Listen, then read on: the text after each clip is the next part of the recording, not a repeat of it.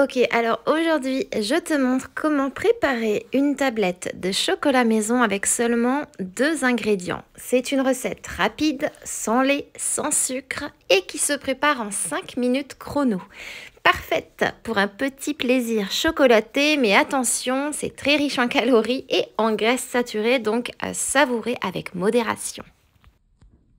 Je commence par verser 3 cuillères à soupe de cacao non sucré dans un grand bol.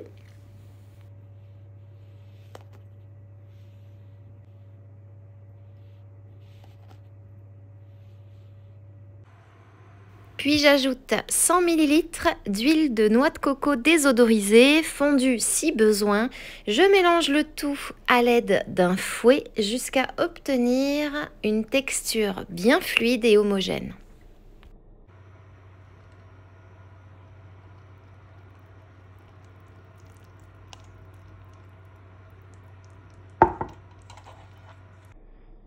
Mais si tu préfères une version un peu plus douce, que tu as la dent sucrée, tu peux ajouter 2 cuillères à soupe de sirop d'érable ou bien 2 cuillères à soupe de miel. Et sache que tu peux aussi personnaliser ta tablette de chocolat avec par exemple un peu de vanille liquide ou alors quelques épices douces comme de la cannelle ou de la cardamome ou même une touche de zeste d'orange râpé ou de citron. Et pour le croquant, pense, si tu le souhaites, à ajouter des éclats de noisettes ou d'amandes ou de noix de cajou ou même quelques cranberries séchées.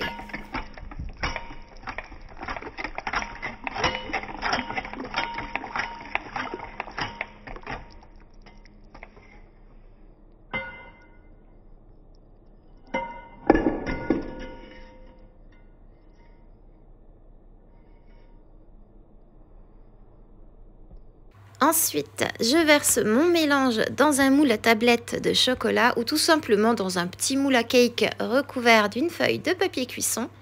Personnellement, j'adore quand la tablette est bien fine, ça donne un joli croquant. Puis, direction le frigo pendant 5 minutes. Une fois figé, il suffit de tirer doucement sur les bords du moule pour démouler tout simplement. Et voilà, une tablette fait maison, sans produits laitiers, sans sucre, ultra fondante, hyper intense et parfaite à partager.